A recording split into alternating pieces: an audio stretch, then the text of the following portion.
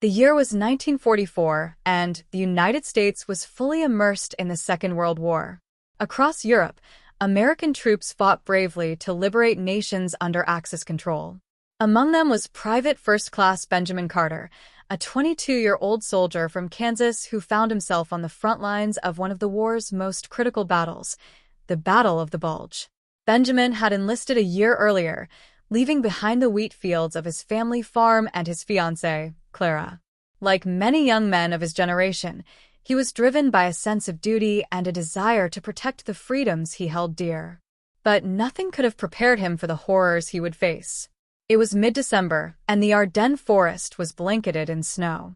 The freezing temperatures made even the simplest tasks a challenge. Benjamin's unit, part of the 101st Airborne Division, had been ordered to hold the line near Bastogne, a small town in Belgium that had become a focal point of the German offensive. Supplies were scarce, and morale was low, but the soldiers were determined to stand their ground. On the morning of December 20th, the stillness of the forest was shattered by the roar of artillery fire. The Germans had launched a massive assault, their tanks rumbling through the trees like iron giants. Benjamin and his comrades scrambled to their positions, their breath visible in the icy air. "Hold the line," shouted Sergeant William Grant, a grizzled veteran who had seen his fair share of battles. "We don't let them through." Benjamin gripped his rifle tightly, his heart pounding in his chest. He could hear the deafening sound of explosions and the cries of wounded soldiers. Despite his fear, he focused on his training, aiming carefully and firing at the advancing enemy. The battle raged for hours, with neither side willing to yield. Benjamin's hands were numb from the cold, and his body ached from exhaustion. But he refused to give up. He thought of Clara and the letters she had written, each one a reminder of what he was fighting for. As night fell, the gunfire subsided, and the forest grew eerily quiet. Benjamin's unit had managed to hold their position, but at a great cost. Dozens of men lay wounded or dead, their sacrifices a stark reminder of the brutality of war. Benjamin sat in a makeshift foxhole, his rifle resting on his lap.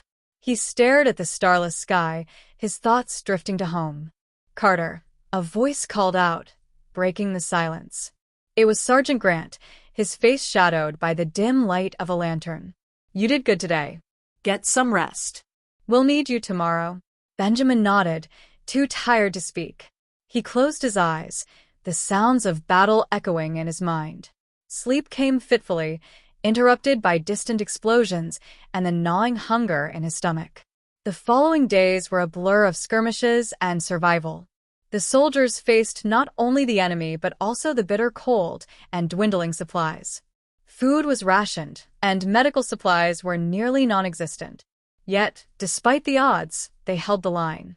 One evening, as Benjamin patrolled the perimeter, he noticed a faint movement in the trees. He raised his rifle, his finger hovering over the trigger. "Identify yourself," he called out, his voice steady despite his nerves. A figure emerged from the shadows, hands raised in surrender. It was a young German soldier, barely older than Benjamin. The boy's face was pale, and his uniform was tattered. He spoke in broken English, his voice trembling. I surrender. Please, no, shoot." Benjamin hesitated, his training conflicting with his humanity.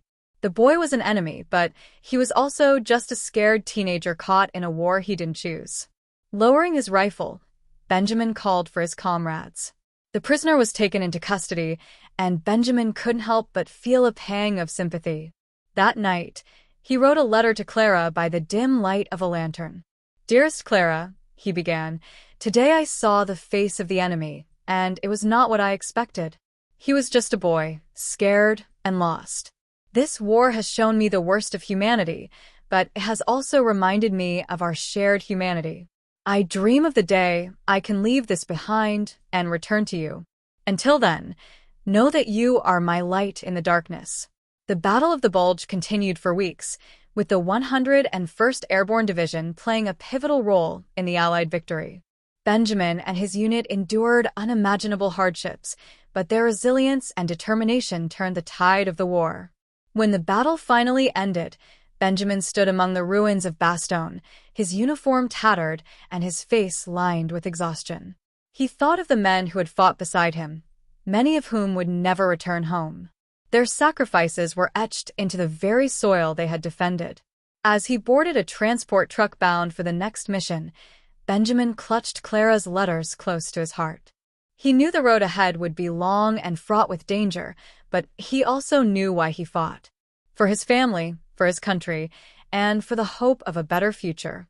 Years later, long after the war had ended, Benjamin returned to Kansas.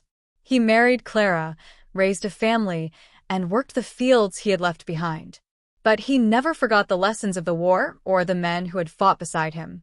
On quiet evenings, he would sit on the porch, watching the sun set over the plains, and remember the Silent Frontline where he had found both despair and hope. The Battle of the Bulge became a defining moment in Benjamin's life, a testament to the strength of the human spirit in the face of adversity. And though the scars of war remained, he found peace in the simple joys of home and the enduring love of those who had waited for his return.